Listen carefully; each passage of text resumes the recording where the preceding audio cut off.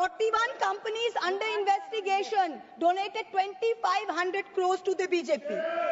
30 companies facing investigation donated 335 crores. Madam Finance Minister, the CBDT in your hand is an engine to spur India's growth through transparent and progressive taxation. Please do not turn it into another rogue agency like the ED and the CBI, who have essentially become professional collection agents for this government. 193 cases pursued by the ED, 2 convictions. I've been allotted 18 minutes by my party, so I hope I'll be able to get the entire 18 minutes. I'm starting my stopwatch now. I rise today on behalf of the All India Trinamool Congress to dissect and oppose the Finance Bill 2526. Albert Einstein famously said that the hardest thing in the world is to understand income tax. Similarly, we find it very hard to understand why this government's taxation policy continues to widen the stark divide between the two Indias. A Kuber's India for the elite and the privileged, and another, Vishwakarma's India, for the masses who are bearing the brunt of this government's economic mismanagement. We have just finished the spectacle of the Mahakumbh, with faith drawing millions to the holy Sangam at Prayag. The government is patting itself on its back for organizing the grandest spectacle that humankind has ever seen. It is a small concern that the same UP government who was unable to count the number of deaths in the Kumbh stampedes and give the country a number was magically able to insist that precisely 63 crore people had bathed in the river. Now 63 crores is the entire adult population of India, which statistically implies that every single one of us sitting here has bathed in the Kumbh. I certainly haven't bathed in the Kumbh. Most of us sitting around me have not bathed in the Kumbh. But this mirage continues. This great mirage is continuing. Similarly, much like the great taxation mirage that this government has created. In December 24, in response to a parliamentary question, the Finance Ministry provided certain crucial statistics on taxpayers in this country. What did we learn? We learned that there are 8 crore people in this country who file taxes. But out of that, only 56 lakh people earn more than 15 lakhs per annum.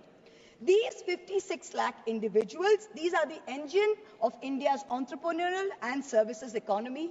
They are the only ones effectively paying direct income tax. Now with the new exemption structure, those earning up to 12.5 lakhs annually will pay zero tax. Let's be clear, income tax is leviable only on 56 lakh people out of 140 crore population. Yet, we have a massive income tax department with supernormal, snooping, police-like powers and unchecked discretion operating under the pretense of enforcement. What is the purpose of this? The 56 lakh people at least have a graded tax system, but for the rest of India, Vishwakarma's India, there is no relief. For the 139 crore people in Vishwakarma's India, GST is the great equalizer, but in the most regressive way possible. In financial year 23-24, the Government of India collected 20 lakh crores in GST, which comes to about 15,000 rupees per person. So a billionaire and a daily wage earner both pay GST on food, on transport and essential commodities. The government has done nothing to alleviate this burden. There is no discussion on reducing indirect taxes on essential commodities, no roadmap to ensure fairer wealth distribution. All social sector spending has actually seen contractions. Let me give you a few examples. The finance bill mentions an health and education cess of 4% on income tax. No problem. Everyone's happy to pay this if it goes in the right way. You're taking our money, fine. The Kothari Commission in 1966 had said that 6% of India's GDP must be spent on education. Successive national education policies, including NEP 2020, insisted 6% of GDP must be spent on education.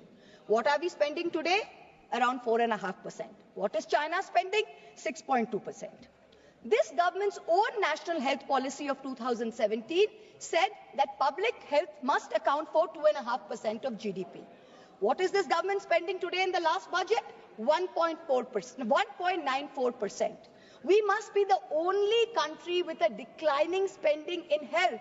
The last few years, we have come down from 2% to 1.94%. So, Madam Finance Minister, wherever you are, I hope you're listening to me. Taxpayers don't mind paying extra cess for health and education, but at least spend it. Give the country what it deserves. Food subsidies have been slashed even as inflation has bitten into rural households. Between January and December of 2024, rural inflation was 5.4%, a full 100 basis points higher than urban inflation, mainly driven by higher food prices. Manrega is still underfunded. Last year's allocation was 86,000 crores. This year's allocation is also 86,000 crores, even though there's higher demand. If you pay West Bengal its 7,000 crores, which it is due, then you are even decrease the outlay even more.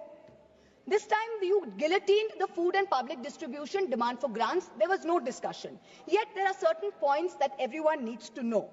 This country has a National Food Security Act in 2013, which mandates that 75% of urban households and 50% of urban households must have coverage. 75% of rural and urban must have coverage. Today, 81 crore people are getting 5 kg of free rations per month by this government. This is dependent on the 2011 census. Now, the government on affidavit told the Supreme Court that we haven't had a census since 2011. We don't even know when the next census is going to be. So the government says, well, how are you going to revise the numbers? There are many poor people who are not getting rations. The new number is an extra 13 crore must be given rations. Government says, we don't know. We don't have a census. So Supreme Court says, what do you have? We have an unorganized migrant portal, the e-Shram portal. According to the e-Shram portal, 8 crore new people must be given rations. The government is steadfastly refusing to give this 8 crore people rations. Please note, these people are paying GST. They are paying GST. You're raising 20 lakh crores based on these people, yet you're not giving them 8 crores people rations per month according to the Food Security Act. Now, this kind of iniquity, I'm not comfortable with it. We certainly don't want this on our conscience. Certainly not. Now what we're talking about is that when you go to, you keep saying democracy, democracy, democracy. The Honorable Prime Minister is talking to podcasts all over the world talking about freedom to criticize and democracy and democratic processes. We welcome it. But for a democracy to function, it is vital that its electoral processes be above board and above question. The legislative department in the law ministry is the nodal department which controls all spending for elections, for polls, for appointment for the poll members.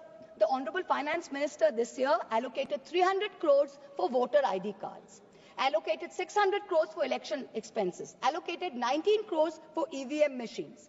But here we have an election commission that is refusing to give 100% VVPAT paper trails. It is refusing to make 17C forms public. It is refusing to give us new additions and deletions to the voter list. It is refusing to explain how duplicate epic cards are being issued in Murshidabad and in Gujarat. So spend taxpayers' money, but use it in the right way. We need some answers. Now let us examine the myth and the reality of this government's growth story. The Honorable Finance Minister claimed that India will grow at 6.5% next year. This forecast, by the way, is down from 9.2% predicted in 23-24. Just before he became RBI Governor, former Revenue Secretary Sanjay Malhotra in December warned government tax officials that they should not kill the proverbial golden goose with their demands.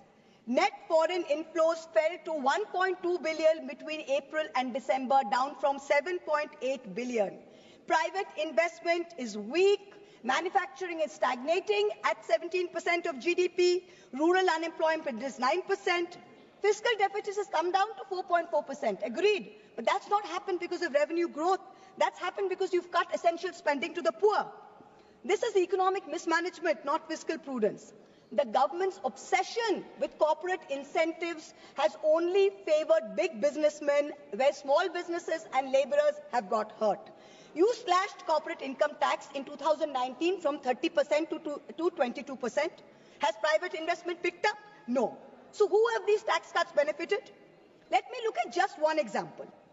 Let's not forget that all tax rules are written for Vishwakarma's India, not for Kuber's India, not for favorite businessmen. When it comes to crony capitalists, there are special rules. Please listen. In 2016, there was a rule that there can be no SEZ which has only a power plant. No power plant, only SEZ. But for a very special friend, Mr. A, this was done in Godda, Jharkhand. Mr. A received not only billions in benefits during the capex phase, but receives an ongoing benefit on no import duty for importing coal, no coal cess, no domestic supply obligation. Savings of clean energy cess were 320 crores per annum, custom tax and GST benefits were another 2,000 crores. Now that things with Bangladesh have soured, the government has said you can sell power domestically, but have you recovered the back interest and the taxes which were meant for the SEZs? Plant was built by a Chinese contractor with Chinese equipment, customs duty free, GST free, tax free, not using Jharkhand coal, not giving Jharkhand power, not paying clean energy cess, and currently employing less than 1,000 people. For some people, rules, laws, acts mean nothing. गरीब लहरों पे पैरे बिठाए जाते हो, समंदरों की तलाशी कोई नहीं लेता. Stock market investors, corporates, small business owners have all become victims of the worst kind of tax terrorism. According to the last budget receipt of July 24, total income tax under dispute was 10.5 lakh crores. This figure has doubled from 5 lakh crores in 2015 to 10.5 lakh crores now in 23. So much for the promise of eliminating tax terrorism. When you're looking at the CBDT's Action Plan 24-25, it gives us data on pending appeals. It's telling us every year there are more pending appeals than appeals which are being disposed of. So what kind of dispute resolution are we managing? It is estimated that there are 6 lakh pending appeals today. The Indian IT tax department has followed an adversarial approach. It unnecessarily pursues all appeals at all levels, regardless of outcome. And all the department officials, there is absolutely no penalty on pursuing frivolous regulation. So kahin bhi kuch bhi case laga do. There's bad drafting of tax laws, different interpretations. High courts are providing divergent opinions. There's confusion. The judiciary simply cannot handle this mountain of pending appeals. More than 17.5 lakh Indians have acquired foreign citizenship of another country in the past decade. An estimated $21,300 millionaires left India in the past 3 years alone. तुमसे दूर जाने की ख्वाहिश नहीं, पर तुम्हारी शक के डर से बहुत डर लगता है. तुमसे दूर जाने की ख्वाहिश नहीं, पर तुम्हारी शक की नजर से बहुत डर लगता है. This is what people are telling this government. GST is a nightmare. You are having to wade through 100 different tax rates, including cesses. Multiple rates, ensuing confusion has facilitated an alarming GST evasion of 2 lakh crores, almost double the 1 lakh crore evasion that was there in fiscal year 2023. 18,000 fraudulent entries have been uncovered. Many more are likely. Senator Barry Goldwater, the Republican senator in the United States, famously said that the Income Tax Act has created more criminals than any other act of government. This is really proving true in India's case. Honorable Chairperson, the government's draconian taxation policies have turned our stock market into a breeding ground for tax uncertainty. Let's examine the facts. They're mind-boggling. 2004, capital gains tax eliminated, replaced by a 0.1% securities transaction tax. 2018, BJP government reintroducing 10% long-term capital gains tax. 2024, this long-term capital gains hiked to 12.5%. Short-term capital gains increased from 10% to 15% in 2018 to 20% in 2025. Securities transaction tax hiked by 60% in 2024. Corporate dividends, once taxed at flat 15%, are now taxed at slab rates with TDS. The government and the SEBI have together destroyed wealth creation in the stock market, both domestic and foreign. When you have Europe, when you have the US, you have Singapore, who are aggressively attracting investors, we are driving them away with policy arrogance and excessive taxation. Also, the new Income Tax Amendment Act contains something rather alarming in the fine print. Is the government trying to bring back electoral bonds in another shape or form? The bonds were declared unconstitutional in February 24 by the Supreme Court. And yet, in the new Income Tax Bill 25, Schedule 8, provisions relating to the electoral bonds are mentioned. Is this legislative oversight? In which case, very shoddy work on your part. And if it's not oversight, then it shows that you're keeping the road open, so some kind of back entry to your favorite hafta collection system. This is very clear. Electoral bond data shows that companies with negative profits donated 434 crores to the BJP. 41 companies under investigation donated 2,500 crores to the BJP. 30 companies facing investigation donated 335 crores. Madam Finance Minister, the CBDT in your hand is an engine to spur India's growth through transparent and progressive taxation. Please do not turn it into another rogue agency like the ED and the CBI, who have essentially become professional collection agents for this government. 193 cases pursued by the ED, 2 convictions. 2 convictions. 97% of ED cases are against opposition politicians. 23 of 25 switched to BJP, cases were dropped. We are now truly in an Orwellian state. The finance bill doesn't merely focus on taxation. It gives the government sweeping powers of surveillance under the guise of preventing tax evasion. The government now seeks the right to monitor emails, see social media accounts, private messages. The finance ministry can share this data with the enforcement directorate, with the IT department and all other agencies. If 97% of this country is tax exempt, then who will the tax authority scrutinize? The poor 3% who are actually paying taxes, who are the hardworking individuals, who are propping up the service sector. Instead of using Pegasus secretly, the government is now openly spying in the name of suspicion. The new income tax law enables the sharing of information across 10 government agencies. Is this the government's idea of respecting tax-paying citizens who are funding its coffers? I've got time, madam, 2 minutes. While I always try and stick to the narrow confines of a topical debate, I am now going to take a cue from the Honourable Prime Minister, who so effectively managed to speak about Vasudhaiva Kutumbakam when asked a pointed question by the US media about crony capitalists and their accountability to the law. So I too am digressing to speak on an issue which has immense controversy and intrigue attached. The story about a bundles of currency notes discovered in the outhouse of a judge of the Delhi High Court. Now, the veracity of the incident is still being ascertained, but the Godi media has gone to town debating whether the appointment of judges and how the government of the day must have a preponderant say in the appointment process. We saw the Sushant Singh Rajput case suicide and how an innocent woman was vilified by the Godi media, name dragged through the mud. Same thing happened in my case. Now you see this media are trying to mahol banao. They're trying to toe the government line to suborn the higher judiciary. Someone who cannot be named in this house, who presides over a neighbouring chamber, has already added his 2 cents and said how he thinks that the government should do away with the collegium system. Mark my words, just like the Election Commission has been emasculated by the government takeover of its appointments process, this brouhaha and media plants are the beginning of an effort to bring back something like the NGAC with complete government control and do away with the collegium system. No amount of money apportioned to the judiciary will be of any avail unless its independent character is zealously guarded. This is something that we in this House must be allowed to debate. Coming back to the finance bill, it is nothing but a testament to this government's flawed economic vision. I oppose this bill because it taxes the wealth creators, ignores, I've got 10 seconds, madam, ignores the poor and empowers the government with unchecked powers of intrusion. India deserves better. I end by quoting George Orwell in 1984. Every record has been destroyed or falsified, every book rewritten, every picture has been repainted, every statue and street building has been renamed, every date has been altered. And the process is continuing day by day and minute by minute. History has stopped. Nothing exists except an endless present.